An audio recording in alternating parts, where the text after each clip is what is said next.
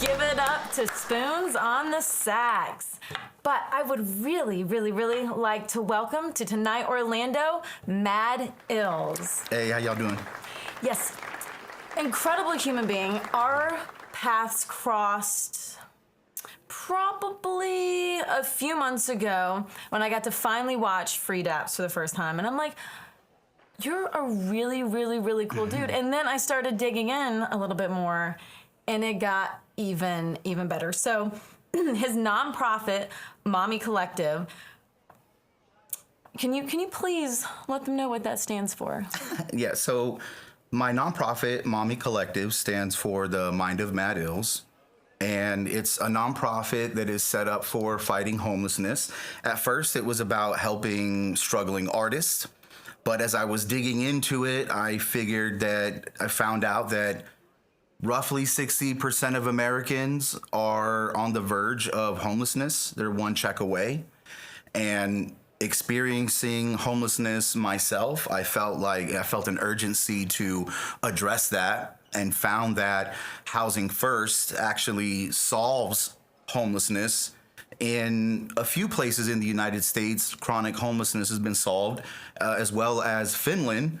So the resources are definitely out there, and I felt like, man, this is my purpose that I attach myself to. But on us meeting, that was on some side comedy stuff. So it was funny because I recognized you from the audience, and I was like, yeah, okay, whatever. You know, we're doing and I think Isaac, I think I first knew of you because of our group Free Daps, which we all do improv comedy at colleges and military bases around the United States and the world. And I get to be a part of it, and it's really awesome. So we're downtown doing this show, and I see you sitting there, and I'm like, front row. Yeah, and I thought, like, what? This is crazy, you know? So we're doing our shit, and then meeting you and then figuring out that you're like a really cool ass person is why I opened up, and I'm like, man, this is a cool ass person who's just like me, getting into the improv scene,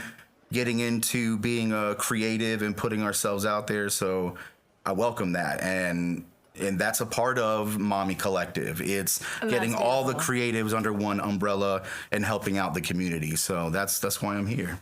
Yeah, because I remember you saying something. It was like, so you had the break dancers, and then you had the stand-up comedians, and then you had the improv groups, and then you had the freestylers, and everybody had their own little island, and now you're making a bridge to all that. Because something that meant a lot to me, I said about the homelessness, a lot of us have experienced that in our lives. Was it with your family, or was it after, or you moved out whenever you were experiencing your homelessness? It was me losing out on a deal that put me in a rough spot. So it was after when I had grown up, went into the Marines. I went, even viral on YouTube. This happened after that. All of the bad stuff that happened to me and my down points happened very recently, not within the last year or so, but very, very recently. So I take from all of that, and it's in this time frame. So a lot of people are removed from this time frame. So if you're well off, that's great and all wonderful, but the resources to be able to help people first are there without our government. our government, our local government, lost funding after COVID. So now it's a Band-Aid with roughly 300,000 people moving to the state of Florida in the last year.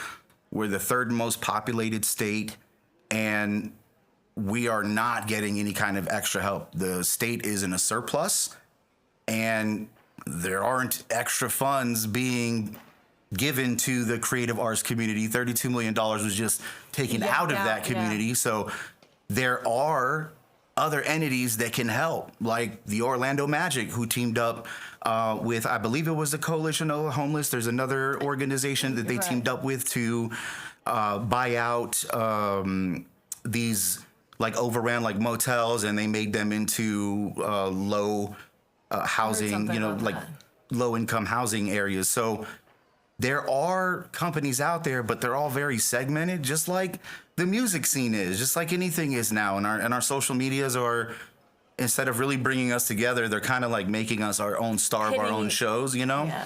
So my greatest success has always been found in creating networks, whether it comes from being viral on YouTube for the Battle Rap League, Grind Time Now, or, we'll go into that, or creating this nonprofit that's fighting homelessness. I see that in the community building space. I see other nonprofits that are doing well in the service that they provide, but with all of them together, you see a return rate of 4 out of 5 people back into society, back into working society within 1 year, and Housing First pays for itself within a year and a half of being implemented into a city. And the reason why it's not working here in Central Florida, there's the local government, the disconnect. They blame it on the local residents not wanting these facilities to be in an area nearby downtown that's already there. Like they don't want anything else there. They would rather put you on the outskirts of town, but then that creates a serious transportation issue. So if people practice more humanity, I guess they would be able to do that. So now, to solve the homelessness issue in Central Florida, you also have to solve a transportation issue. And it's the greed over the need. Right. Now the Housing First buildings, they're in areas where they're not away from these people who need these services, these mental health services, and they're in the same exact neighborhoods where they're getting their drugs at. Like, our system isn't reinventing the wheel. It's just showing that right now our efforts are mismanaged, and we could just come together and be able to solve this with the help of other corporations, other nonprofits that exist in the state of Florida, especially ones that are leaning more towards electric companies like Tesla. Like there's a huge, there's the transportation. There's a huge possibility for companies like that. So that's why I'm here to kind of connect those pieces together with the Mommy Collective. There's so much to say on that, because there is such a disconnect between like homelessness and like mental health, and then even on the flip side of a creative mind and mental health. Like, a lot of people don't realize that you can be struggling and still have a smile on your face, and they don't see, the years of somebody trying before they do have to take that step into homelessness. Like, I have no other resources left to give because I've given out, but giving someone a mommy to look up to, like, it just giving people hope and inspiration and love in a time when most people walk by somebody on the street and don't even give them eye contact. Like, I talk to people on the street all the time, and people are like, why are you doing? I'm like, because they are humans. They're humans, and people forget that. Now, on that note, we're going to take a quick sip of water, and we will be right back.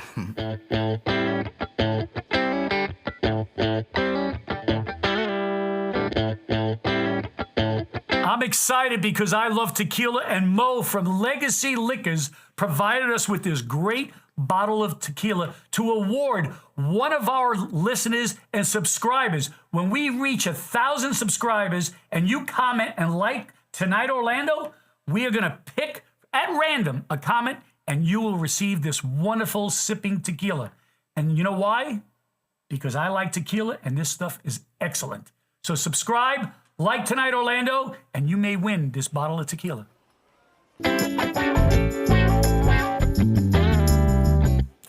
Hello and welcome back. I'm Ellie and I am here with Mad Illz still. Now, do you like the full Mad Illz or you want Illz? Because I remember you said even your mom. Yeah, my mom calls me Illz, so we'll go by Illz. We will go by Illz. Like, you don't have to call me Ellie Johnson. You can just call me Ellie. So we can just be. I'm actually moving into an area in my life where I'm getting more used to being called by my name, my Joshua Carrasco, just from my book that I put out from this company. Like, yes, I'm talking to people as Mad Illz, the rapper or the viral YouTube guy, but Right. Now, does that mean whenever you drink now, because you're going to go by Joshua, you're going to have your pinky up and be all fancy? No. Now, something funny. So I was walking by this cup earlier. I was like, this is a really cool cup. These are not nuts. Apparently, they're meatballs. Apparently, it's a meatball. Like, does it look like a meatball? I don't want to touch that. You don't want to touch my nuts? Like, he is scared. That looks like of some nuts. I'm sorry, that's the official name. These are Dr.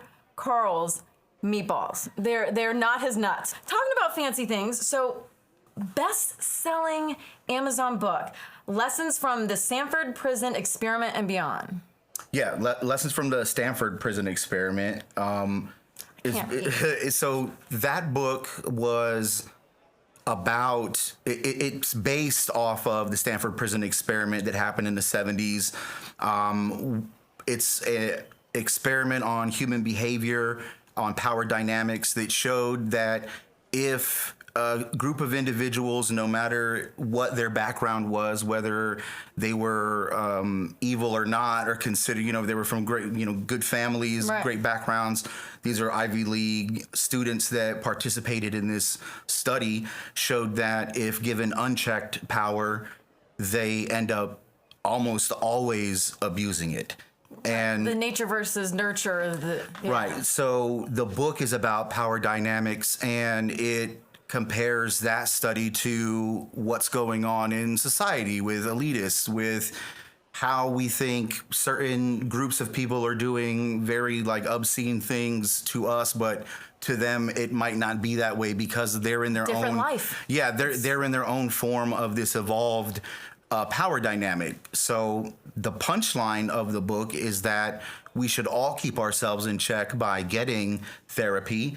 No matter how well we think we are in balance, we should have something that keeps us in check. Have therapists. Yeah. That right there should tell you how important listening to messed up things every single day can impact your life. Is a therapist. Good ones always have therapists. Yeah. So that book I wrote because I wanted to have some sort of credibility in the space that I'm going after within my own nonprofit, which is to be able to provide a year of counseling, whether it be mental or physical therapy, to the individuals that receive Housing First. They could receive that for a year for free. Right. So I wanted to really get into this space and talk about that and connect it with power dynamics, because that is what is playing out in our society today. There's a direct correlation of people getting out of jail and out of prison, and they have nowhere, nothing. So that's what that book was for, and it was almost like I didn't put any money into marketing it or anything. I just put it up, and I put it in a psychology category, and I guess I don't know what it was with the algorithm that hit it up, or the day that I had put it out, but it got a bunch of downloads through Kindle, so it got 1,000 immediately, which put it on the bestseller list. Wow. And then it dropped off, and I switched it to communications, and it went back up again. And so I did that another time. And so it was U.S. history from the 1970 and up. And it did it again. So it bumped it up and helped keep it up. Are you going to keep looking and see if there's other places you can put it and see if it can keep getting out there? Not necessarily. I will run a funnel on it eventually and do some sales on it. But it was simply to establish a piece of literature that said, hey, I know what I'm talking about in this space. I'm not a professional. Right. This isn't me telling everybody, look, here's something new. It's just saying like, hey guys, I think that we should all keep ourselves in check. And here's a book about a study on it. Right. You know what I mean? So that's all it is. But the people that are connecting off of that are people that I might not have reached in my battle rap space or my comedy space, you know? So and it's so crazy helping. how much like we were talking about earlier, like mental health really goes across everything. Like a lot of this super creative minds, like tormented minds, and people don't quite grasp. It's like it is all connected, like mental health and being funny and trauma and also being negative. Like it is all on who you surround in your life. Like in the study, like, being in prison, like that's not a mental place anybody can ever fathom unless you've been there. Have you ever been incarcerated? Yeah, yep. I've been locked up. I was very fortunate that, like, I got arrested quite a few times, but I, lucky enough, had a very white, affluent family in Myrtle Beach. They were good lawyers. All the dumb stuff that I did, and I was like, maybe this is not the life like I want to live. Like, if you don't mind digging in that a little bit more, like, what were you like in the time when you were, getting incarcerated and you were on the other side of... I will say that, and this is why I don't talk about it, because I don't mean to glorify anything in any way, but it was very different. I didn't have a hard time, or like one of the COs was a guy who knew about grind time, and people were like, hey, you're a rapper, and we'd wake up in the middle of the night and battle rap for like bags of food, which is money. So like none of that was like, it was easier for me than it was for somebody who didn't have the skills that could fix yeah, it. and I never been to jail in my life. Like I'm not no like street guy or no tough anybody. Like I just entertained a lot of people from a certain period of time, and it helped me out in a space that I didn't know it would help me out in. And so it was just a matter of me being in that space. I mean, I was in the Marine Corps right out of high school, also so difficult space, anything that I had gone on deployment or assignment with the Marine Corps, there's nothing that has ever been harder than that. So it Did always you freestyle just, and battle rap any in the Marines? Oh yeah, yeah. Ever since middle school.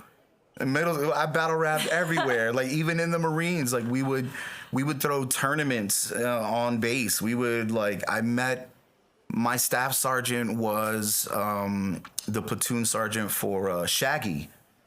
Shaggy was in the Wasn't Marines. me, yeah. Yeah, the song "Oh Carolina." He was a Marine making that. He was in South Carolina, like South Carolina. Yeah, Little beach girl myself. So I met him, and when he retired, he actually flew me out to Missouri, and I performed for his retirement party. And I was rapping underground raps. It wasn't nothing commercial. I don't wear jewelry or none of that. It's all like a lot of stuff is like anti-government type stuff during those times. But right. I'm a Marine, and I'm rapping about this. Like they're more so appreciating the skill in what I'm doing.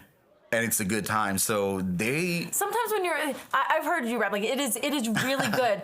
If somebody is so impressed with how good you are, a lot of times their brain can't even wrap around exactly what you're saying. It's like, we can do one or the other, because sometimes even me, like I have a fast brain. I have listened to it like a couple of times. I'm like, I will pick up a few more things as I listen to it more and more. It's like, wow, like it's very deep, and just you can hear your soul whenever you lay it down. Like it is. Yeah, they very much helped me get spread out. Like all of the Marines that I was in school with and in training with then took either my music or those experiences and went out and went online and went and like sought me out and found me. Even years later, they still are commenting on my stuff and listening to my music. So it's cool to have still those helping people. Yeah, no matter where they move in the world. So that always, but everywhere I went, I found a way to rap or freestyle while I was doing it.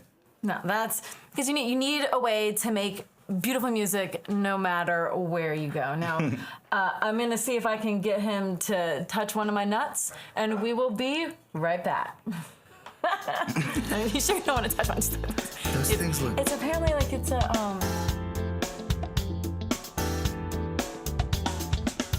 Hi, I'm Dr. Carl, and this is my book, My Rise from the Wise Guys.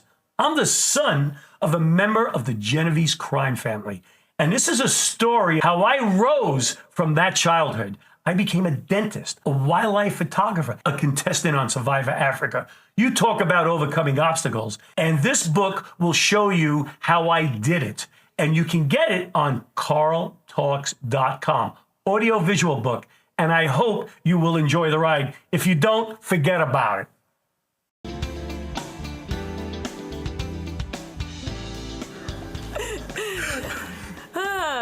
Back to just talking crap, I guess, is how we're gonna start it now, because we covered some very heavy stuff first, but we're gonna now handle a little bit of shit, because now we've been talking about nuts and ICP and other things that came out. I do have a question before we go on list. I've got a whole extra sheet of like hidden questions, because I want to know more about you. Like, I'm one of those where I like to know people, like the uncomfortable situations, like what made you, like what terrible things happened in your life that you were like, that's who I don't want to be as a person. That's what I've learned from. And like, this is how I want to be. How did you come up with the name of Mad Illz? Like, who started that? Mad Illz was given to me in a cipher.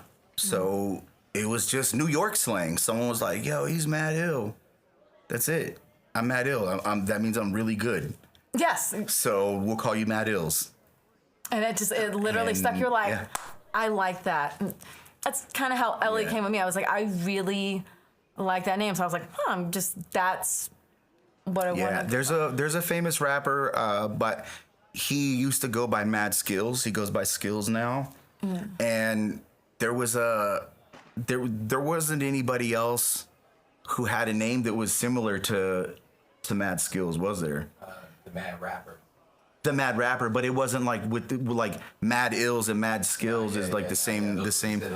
Yeah, so I mean, like when Grind Time went viral, I actually met Skills, and he told me, he was like, hey man, he was like, how'd you get that name? Because he was thinking that I got it because of him, you know. And I told him, like, yeah, I was in a cipher, and someone gave it to me, and he was just like, I've been meaning. For those who don't know, what is a cipher? Just a cipher is when MCs are standing pretty much in a circle or in a group, and they're taking turns. Usually they go one right after the other. So we were all doing that when I was in middle school, and it was just some older kid was just like, hey, he's Mad Ill. Now, All right. Now, with the rapping in school, like, did your teachers love you or hate you?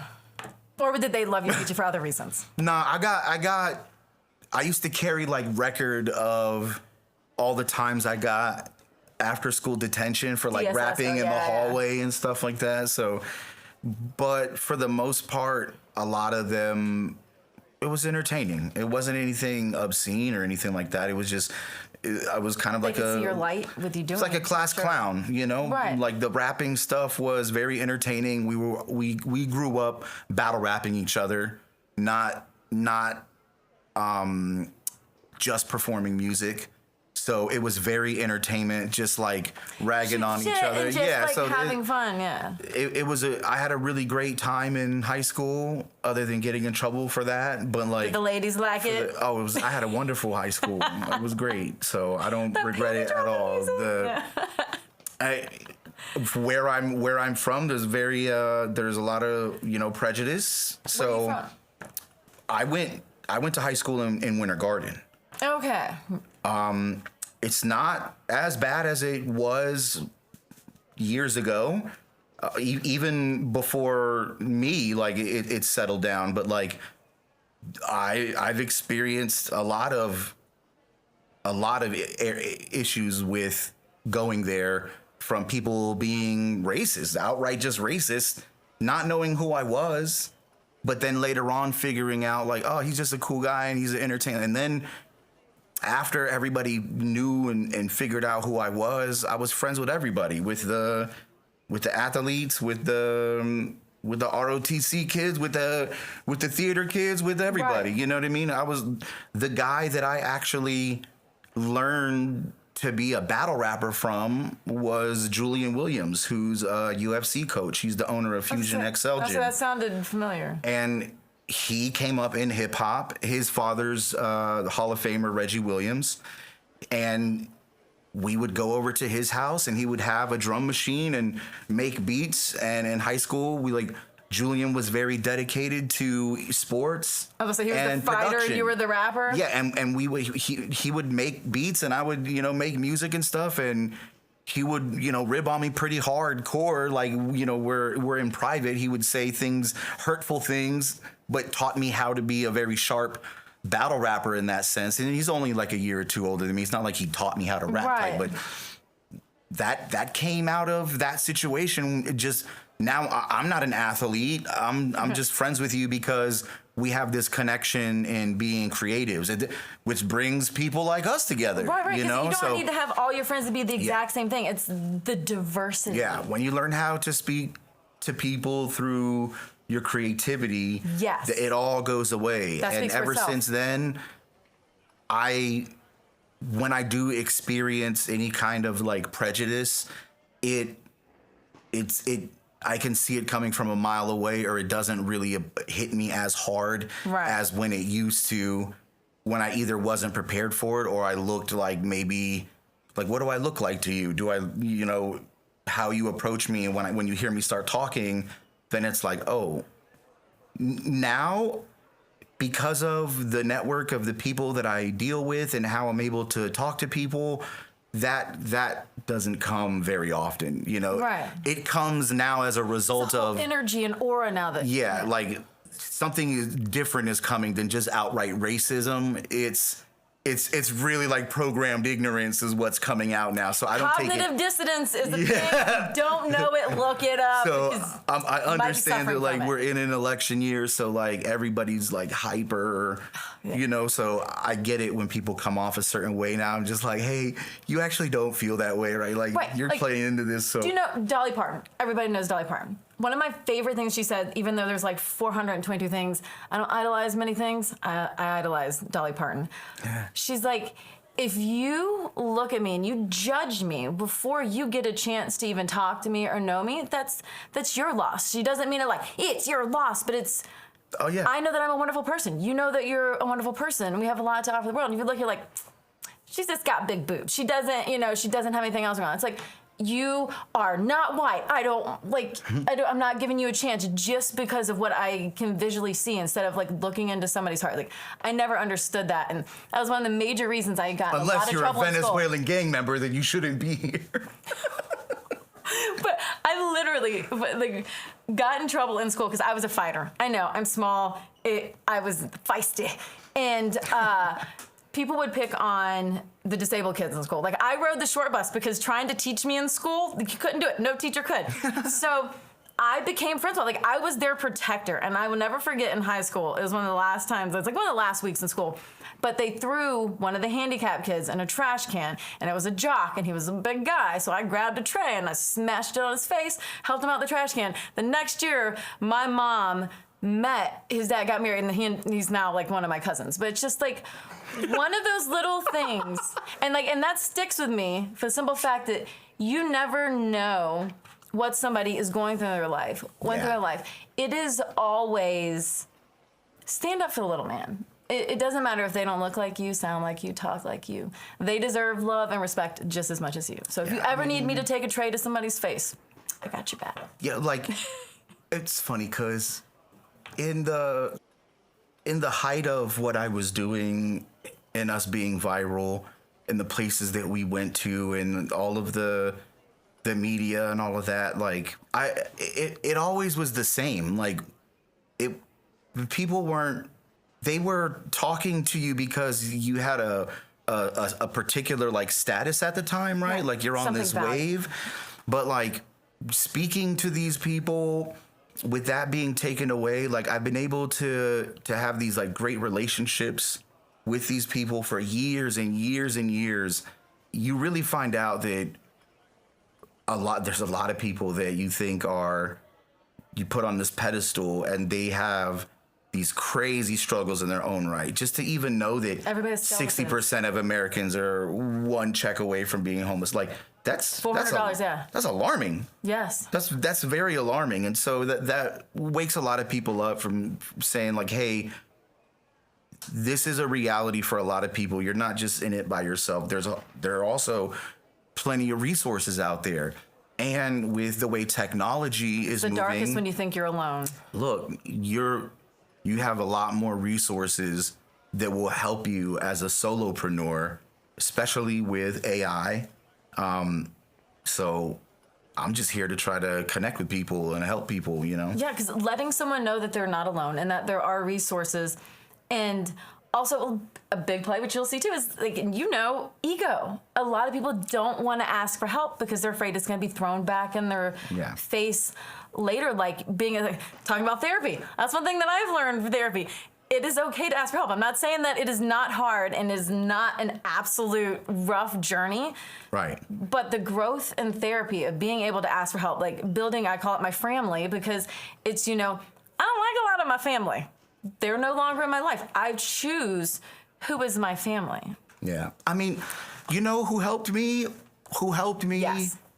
Was almost a complete stranger that I had met for this project that I had only known maybe a total of 4 months prior, and knew that I was in the position that I was in, and just came out and stroked me a check and said, hey, I understand like the situation that you're in, and something needs to be done about it, because it was a situation where I was done wrong in a business transaction.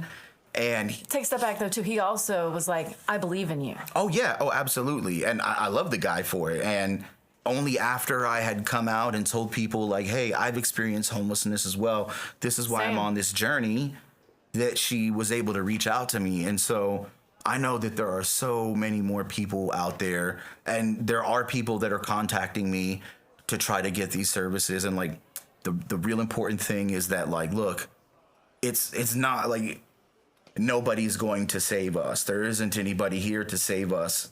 The people that are watching that have a little bit to give, and also the people that are well off and have some to give, or those that practice for tax purposes giving to nonprofits, like whatever floats your boat. Yeah, consider what we are doing, because we're not going away. We're going to be here for years. Yeah, like all of that stuff.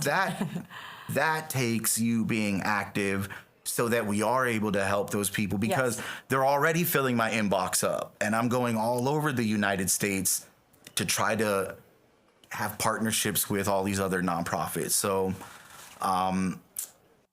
please give, like, help. Everybody needs help in this time. Right. And if you yourself have the platform to be able to do that, I urge you to do that, because that's all I'm here about.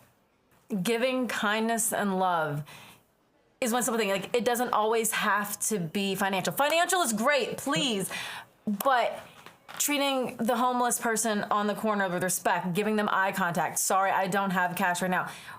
Kindness is a choice. And a lot of people are like, oh, so you're a nice person. Like, no, I'm a kind, loving person because I have been on the other side. Kindness does not make you weak.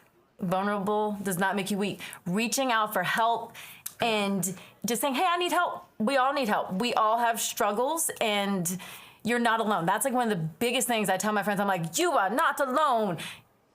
You're not alone. On that, we're going to leave you alone for just a minute. We will be right back.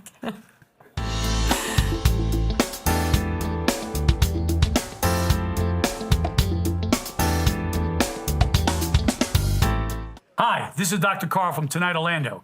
Would you like to be a guest on our show? Do you have a unique talent? Are you a musician? Are you a comedian? Are you a singer? Whatever you are, you have a talent. We'd love to see you. We'd love to promote you. Go on Tonight Orlando, fill out the paperwork, and you too can be sitting in this chair. And I'll tell you what, we'll have a ball. Ciao.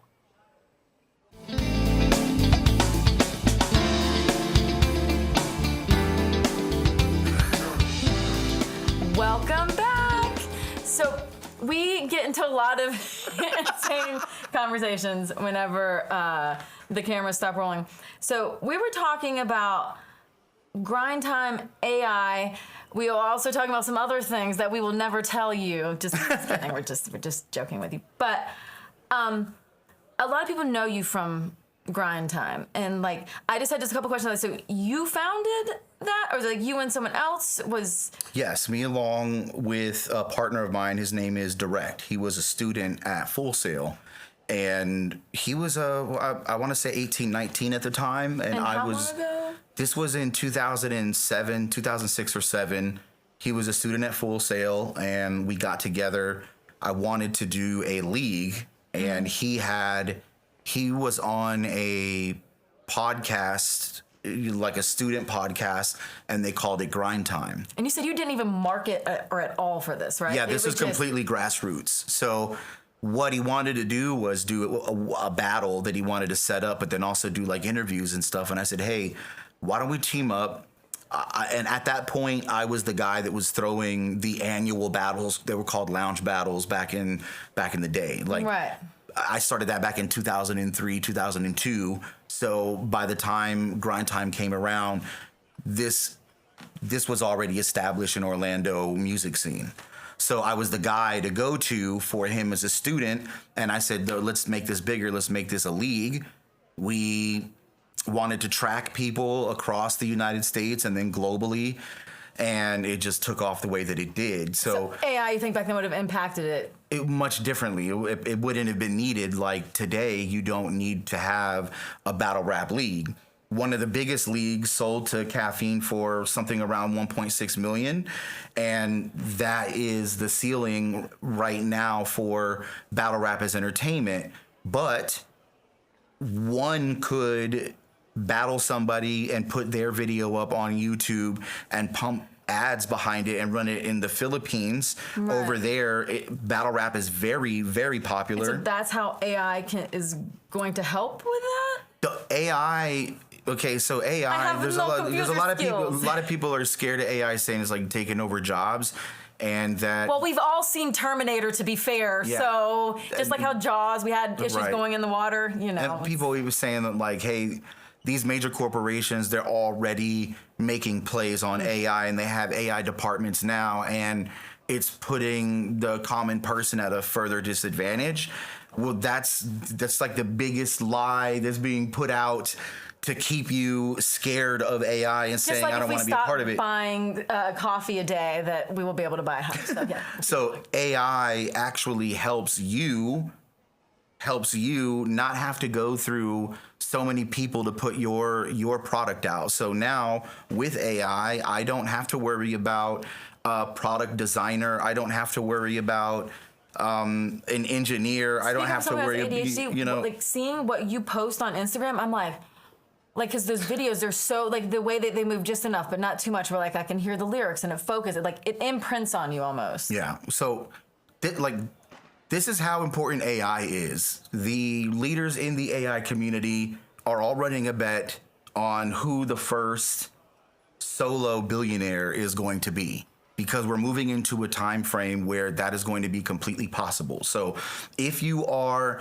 in graphic design, if you are in any kind of creative category, you should be looking into AI and having it as a tool set rather than being afraid of it or saying that that's not real art or anything. It is only going to damage you as a creative, because you will absolutely lose out if you're going for a particular creative job, right, and the individual is just as creative with you as you, but they also know how to use AI.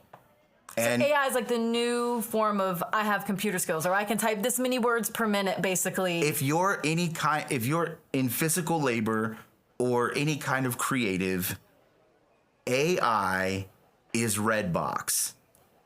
Don't be Blockbuster. They got Show over. busted. Podcast yes. over. Yeah. So we'll just throw it on the ground. So obviously that I could see the fire and the passion in that. It's important. Yes, and I feel that. I think that maybe the importance of that may or may not put a little fire under your rectum to do a little freestyle for us here today. Yeah, we could definitely do that. He's gonna sing for me with sweet lyrical words. So I'm going to come up with some random words, and we are going to improvise this because that's what's fun about freestyling is it's all made up. I love that, and I love your skills. So are you ready to? He's like, he's ready. Yeah, let's go. That's what I look like when I'm a girl. So let's do this. This is Matt. This is why we had to do what we are about to do because he brings the fire. He is such a powerful freestyler and also shit talker. So let's see how much we can get into this. Are you ready? Yes, I'm ready. You ready to drop that beat and just let's go. Get it? Freestyle. Princess. Yeah, next to a princess. Do you let me get in? Yes. Since the 90s, I've been fresh. Y'all know me like incest. We fuck around, doesn't matter, I bust it now. They've known me for 100 towns over. Cause I've been skipping it. You can shoot away from here, not kicking it. Yeah, you know that I got the flow. And just like a shoe, I always got the soul. Necklace. And I'm severing these guys. Hang you by a necklace and it'll never be a tie. Statements. They couldn't hang out. They all at the police station making statements to bang out. Those are the guys I pray now for when I get on tour. Never ever write a statement or write one on yours. Never faulty or sloppy. Just like Jesus, give you flowers if you cross me. I'll put you in a coffin often. You know that I'm dropping. MCs rocking. They a damn liar. MCs, they suck just like vampires. I'll put their ass in a damn dryer. Freestyle till I retire. Make your hair catch on fire. Just like Richard Pryor. It's the mire that you get expired.